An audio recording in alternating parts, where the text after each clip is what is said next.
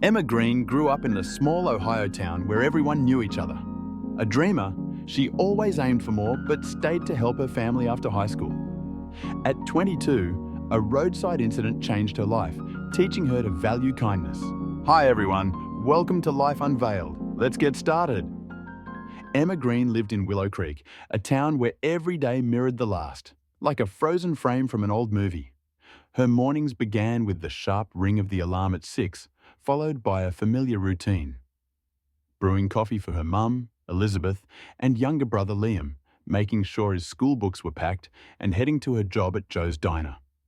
There, she faced the same crowd. Truckers with their loud jokes, local old-timers ordering the usual, and the occasional lost tourist on their way to bigger cities. Her life was simple and predictable. Carry trays of burgers and fries, wipe down sticky tables, count tips. On a good day, she'd scrape together enough for a pack of pencils or a cheap watercolour tin. Emma had loved drawing since she was a kid, as far back as she could remember. Her tiny room on the edge of town was cluttered with sketchbooks, landscapes of endless cornfields, portraits of Liam with his crooked grin, quick sketches of weary diner patrons scribbled on napkins during breaks. She dreamed of galleries, of her work hanging on white walls, with people whispering about her talent, pointing at signatures reading E. Green. But reality was harsher. After her father walked out when she was 10, she stayed home instead of going to college, helping her mother pay bills and raise Liam. That evening, when everything changed, autumn had fully claimed Willow Creek. The trees along the highway stood bare, their branches trembling in the cold wind, while dry leaves swirled over the asphalt. Emma finished her shift late. One of the regulars, an old man named Fred with a grey beard and a voice louder than necessary, ordered 3 servings of fries and spilled his coffee while regaling her with tales of his grandkids' school antics.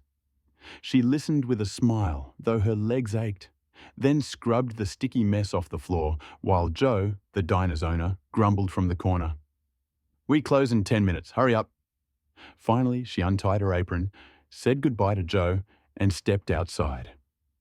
The sky was thick with clouds, and the first raindrops dotted her jacket. She climbed into her old Ford pickup, a rusty relic from her grandfather, with peeling paint and creaking doors. It started on the 3rd try, and Emma drove off down the empty highway toward home. The rain picked up minutes later, turning the road into a mirror reflecting the truck's dim headlights. The wipers squeaked, barely keeping up with the downpour, while the radio crackled an old love song about heartbreak. Emma's mind drifted to her life, 22 years old, and still stuck here, in a town where dreams withered under the weight of bills and duty. Suddenly, a deafening bang, like a gunshot, shattered her thoughts. The truck lurched right, the steering wheel slipping from her grip, and she slammed the brakes. It skidded onto the shoulder, scraping gravel, and stalled. Her heart pounded as she jumped out into the rain to see what happened. The rear tire was shredded, tattered rubber hanging like rags. She slammed the door and cursed under her breath, "No spare."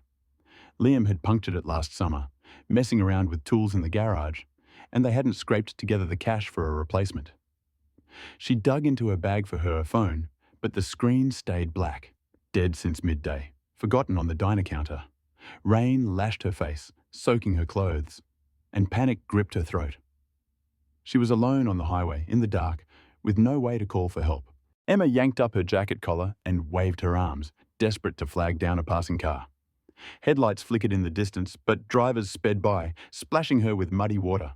She stood there for 20 minutes, shivering and muttering, "Why today? Of all days?" Her legs went numb, her hair plastered to her face, and she was calculating a 5-mile walk to town when another set of headlights appeared. An old sedan with chipped blue paint slowed and pulled over a few yards away. The window rolled down, and a man's voice called through the rain, "Hey, what's wrong? Need help?" Emma squinted to see him.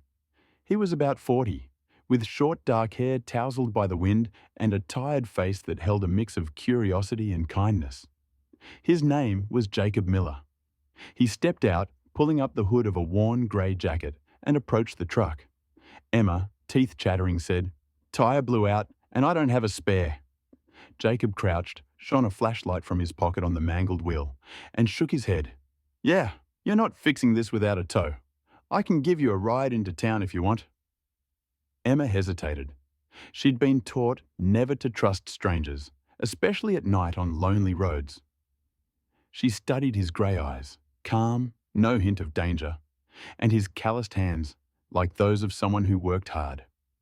The rain pounded harder, and she had no choice. "Okay, thanks," she said softly, climbing into his sedan. The interior was warm, but smelled of cigarettes and dampness, the scent of an old car that had seen better days. Jacob cranked the heater to full blast, and Emma felt warmth seep back into her frozen fingers. She sat clutching her bag, sneaking glances at him, lines on his forehead, a faded t-shirt under his jacket, fingers tapping the wheel nervously. He didn't look like the chatty types from the diner who'd ramble about their lives for hours. Instead, he just asked, "Where to?" "The gas station on the edge of Willow Creek," she replied, trying to sound steady despite her racing pulse. Jacob nodded and drove on. The silence was broken only by the rain drumming the roof and the low hum of the engine. Emma racked her brain for something to say to ease the tension. Maybe, "Nice heater you've got." But it felt dumb. Then Jacob spoke. "Rain's brutal tonight. Lucky I was passing by." She nodded. "Yeah, I got lucky." He didn't say more, and she figured he wasn't one for small talk. 15 minutes later, they pulled up to the gas station, a small patch of light with 2 pumps and a sagging awning. Emma turned to him. "Do you have a phone? Mine's dead." Jacob silently pulled an old flip phone from his pocket, scratched, with a cracked screen but functional, and handed it over. She dialed her mum, pressing it to her ear. "Emma, where are you? It's almost midnight." Elizabeth's voice trembled with worry. "Mom, my tyre blew. I'm at the gas station. Can you and Liam come get me?" Her mom sighed. "We'll be there soon. Stay put." Emma handed the phone back and said, "Thank you. Really, thank you so much. I don't know what I'd have done without you." Jacob gave a half smile. "It happens. Take care." He started the engine and drove off, leaving her under the dim glow of the station's lamp, watching his taillights fade into the night. The next day, Emma woke up late. Her head throbbed from the previous night's ordeal, but the house was quiet. Liam was at school, her mum at the factory. She poured herself tea, sat at the kitchen table, and picked up a pencil. Her hand moved on its own, sketching that rainy road, wet asphalt, the sedan's blurry headlights, dark trees. She added Jacob's figure, tall, hooded, holding a flashlight. The drawing felt alive, almost tangible, and she wondered, who was he? Why did he stop? Her thoughts snapped as someone knocked on the door. She opened it and froze. Jacob stood there, holding her driver's license, a small plastic card with her awkward 17-year-old photo. "You dropped this in my car yesterday," he said, offering it with a slight smile.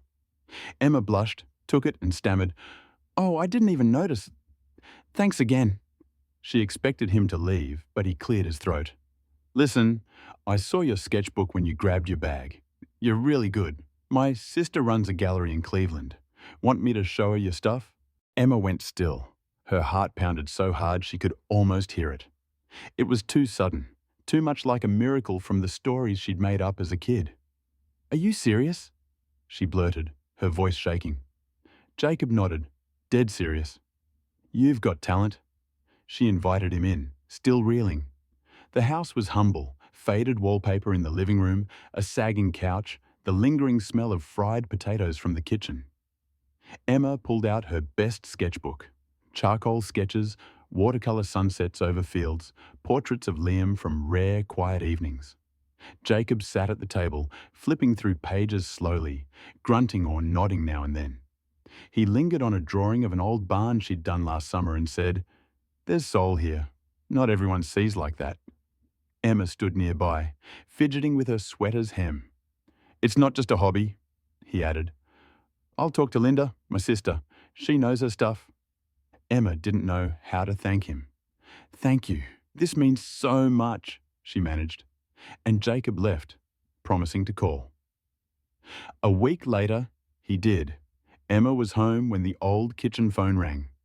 "Linda wants to meet you," Jacob said. "Grab your work and come to Cleveland." She nearly dropped the receiver.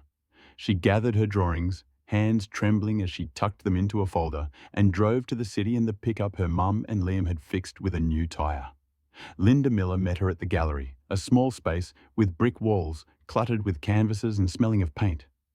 She was a brisk woman in her 50s with short grey hair and a sharp gaze. She spread Emma's work across a long table, pacing and tapping her finger on sheets. "You've got a style," she said finally, eyeing Liam's portrait. "Simple, but it hooks you. Let's try an exhibition." Emma fought back tears. "You really think it's worth it?" she asked, voice wobbling. Linda smirked. "Kid, I don't waste time on nonsense." The next few months flew by like a dream. Linda became more than a mentor. She was Emma's guide into a new world. She taught her how to pick frames, sign her work, talk to people without blushing at every question. Emma drove to Cleveland weekly, spending hours in the gallery watching her drawings turn into exhibits. The opening happened on a chilly February night. 15 pieces hung on the walls. Charcoal sketches to watercolour landscapes. About 30 people showed up. Local art buffs, a couple of critics in thick scarves, Linda's friends. They milled around, whispering, occasionally glancing at Emma. One piece, The Stranger, a silhouette of Jacob in the rain, drew the most attention. A tall man in a coat, calling himself a collector, approached Linda. "How much for this one?" An hour later, it sold for $500. Emma stood in the corner, clutching a water glass, unable to believe this was her life. Linda clapped her on the shoulder. "This is just the start." Things snowballed from there. Emma quit the diner, bidding farewell to Joe, who grumbled, "Good luck, kid, but I'm not taking you back." She dove into drawing, experimenting with paints she'd never afforded before. A few months later, she rented a tiny studio in Cleveland, a cramped room with a river view, damp but hers. Linda became her agent, booking more exhibitions, and soon Emma's work sold regularly. One day, over coffee with Linda, she learned more about Jacob. He'd lost his factory job 2 years ago, struggled with debt and depression after a divorce. Yet that night, he'd stopped to help a stranger, expecting nothing in return. It hit Emma hard. His kindness hadn't just saved her from the rain, it had given her a new life. She vowed not to forget that lesson. As her paintings brought steady income, she donated portions to charities, shelters, art classes for kids from poor families. One day, driving that same highway, she spotted a guy whose car had broken down in the drizzle. He stood slumped, head down.